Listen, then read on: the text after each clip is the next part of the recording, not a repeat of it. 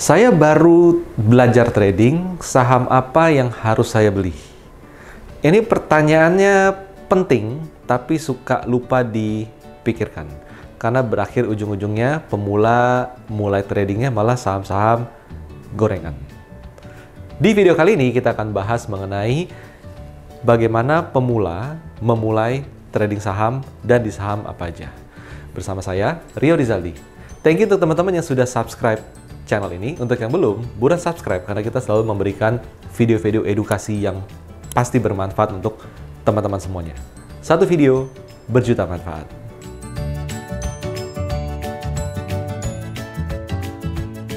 Nah, teman-teman, semua orang masuk pasar modal pasti terinspirasi dari beberapa tokoh.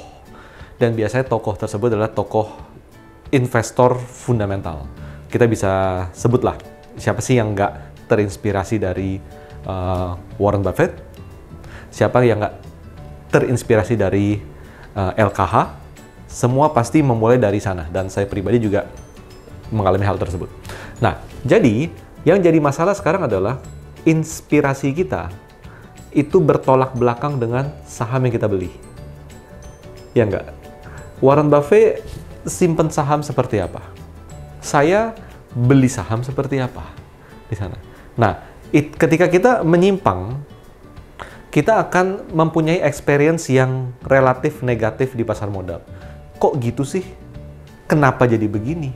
Kok nggak sebagus yang diekspektasikan? Kenapa? Karena sahamnya sendiri sudah melenceng, teman-teman. Dan kita men-skip beberapa fase pembelajaran karena kita memulainya dari saham yang salah.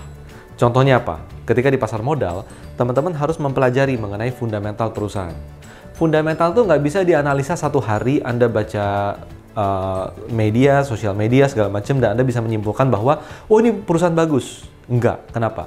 Karena fundamental itu pada dasarnya itu butuh diikutin beberapa waktu, beberapa periode pelaporan keuangan, teman-teman. Jadi nggak bisa, maksudnya ya ini PBV-nya 1,5, yang satu lagi 2, yang lebih bagus, ini yang lebih jelek, itu nggak bisa, teman-teman. Itu cuma mengcompare mengcompare kulit dari perusahaan tersebut.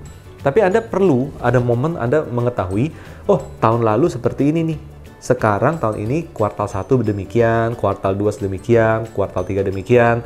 Nah, itu Anda perlu menjalani hal tersebut. Itu kita bicara pemula di sana. Nah, kita mungkin merasa bahwa gampang, lihat aja laporan keuangan 2 tahun terakhir di sana. Yes, tinggal dilihat. Tahun 2020 gimana, 2021, 2023, dan seterusnya. Tapi yang menjadi tanda tanya adalah tahun depan gimana? Tahun ini gimana? Sampai Desember, ya kan? Nah, itu pertanyaan paling penting, bahwa apa? Tahun depan seperti apa? Bahwa nggak ada yang bisa menjawab. Bisa terjawab kalau kita jalanin, kita ikutin perusahaan tersebut, kita punya saham perusahaan tersebut, kita pantau perkembangan laporan keuangan perusahaan tersebut dari waktu ke waktu. Nah, yang jadi masalah di sini adalah contohnya kita salah. Kita membeli saham yang kuartal 1 untung, kuartal 2 rugi, gitu.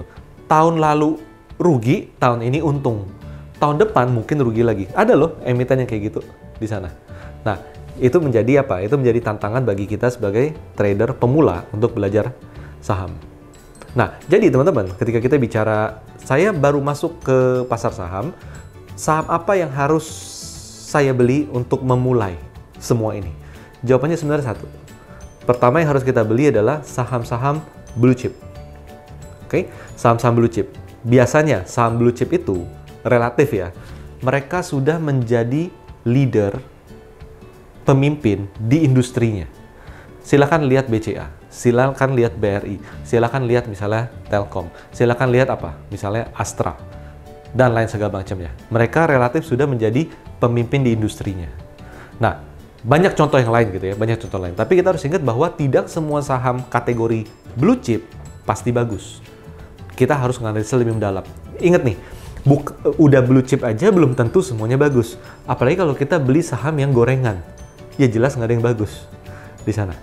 Oke? Nah, jadi teman-teman, ketika kita bicara mengenai blue chip, maka kenapa sih mulai dari blue chip dulu? Pertama, laporan keuangan hasil kinerja bisnis perusahaan tersebut relatif stabil dari tahun ke tahun. Itu yang pertama. Dengan demikian, teman-teman bisa memproyeksi, melihat, menilai dari 3 tahun terakhir, sekarang, itu perusahaannya seperti apa. Dan kita lihat dengan common sense, apakah perusahaan ini produknya itu memang masih dicari orang, dipakai orang, diburu orang, seperti itu. Dan kita bisa menilai apakah tahun ini, tahun depan, 2 tahun lagi, mereka masih bisa membukukan penjualan yang makin bagus dari waktu ke waktu. Itu di sana. Kenapa? Karena umumnya perusahaan-perusahaan blue chip ini produknya clear, jelas gitu loh. Ada di sekitar kita. Nah, itu yang pertama. Kita punya kenyamanan dalam menyimpan saham perusahaan tersebut. Itu mengenai blue chip. Yang kedua adalah kita jadi mudah memproyeksikan. Misalnya, dalam 5 tahun terakhir, CAGR-nya, pertumbuhan laba bersihnya, revenue, profit margin bertahan, dan laba bersih juga tumbuh, misalnya seperti itu konstan, misalnya di 15% per tahun, misalnya. Anda bisa memakai angka tersebut untuk memperkirakan next year bisa keberapa pertumbuhannya, dengan didiskon lah ya, didiskon dengan beberapa faktor, misalnya salah satunya dengan maturity dari produk tersebut, contohnya. Dan tapi at least kita bisa tahu berapa proyeksi yang bisa kita buat. Beda dengan emiten-emiten yang dulu untung jadi rugi, untung rugi, untung turun, untungnya naik lagi. Itu nggak konsisten, teman-teman. Nah, itu akan jadi lebih susah.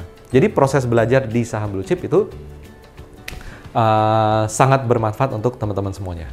Itu yang pertama. Kedua adalah karakter pergerakan saham blue chip relatif lebih sederhana. Lebih sederhana nih maksudnya bagaimana? Lebih sederhana artinya dia adalah tipe karakter saham yang nge-swing. Udah naik, nanti turun. Naik, turun. Nah, tapi dengan punya kecenderungan, jangka panjang kecenderungan tetap naik ke atas. Kenapa? Karena laba bersihnya tumbuh terus. Karena dividen dibagikan terus.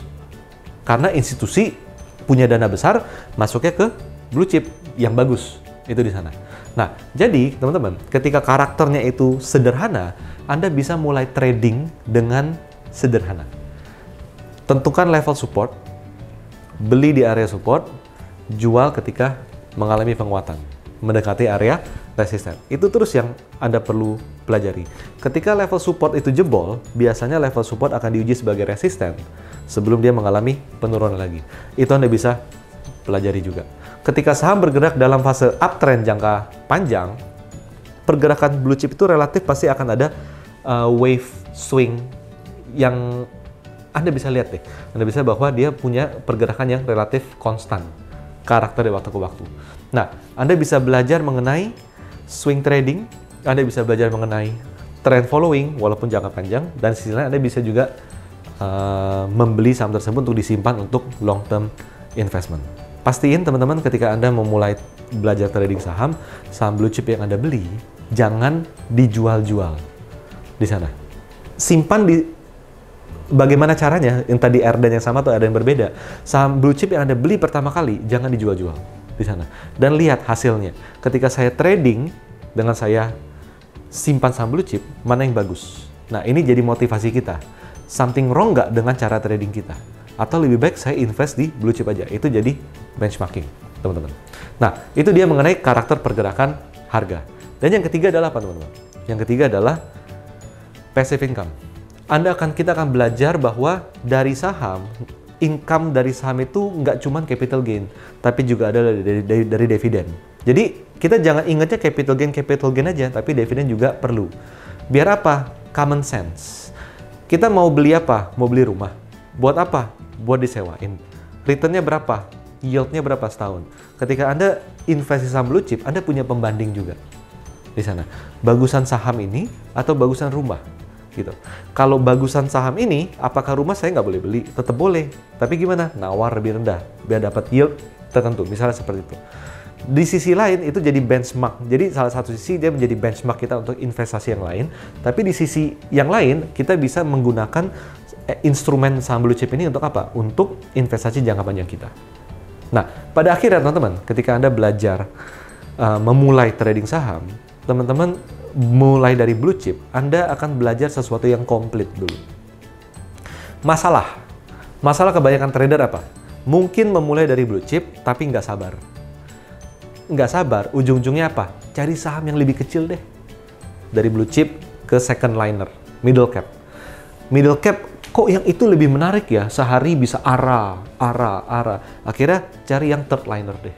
Third liner kenapa geraknya begini ya, kok volatile banget ya, udah ujung-ujungnya apa? Ujung-ujungnya gue main saham gorengan aja deh.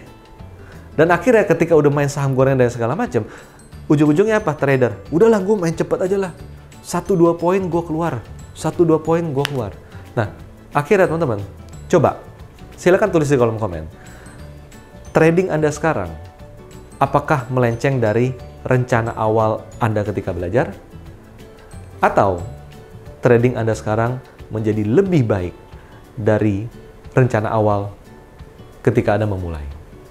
Terima kasih.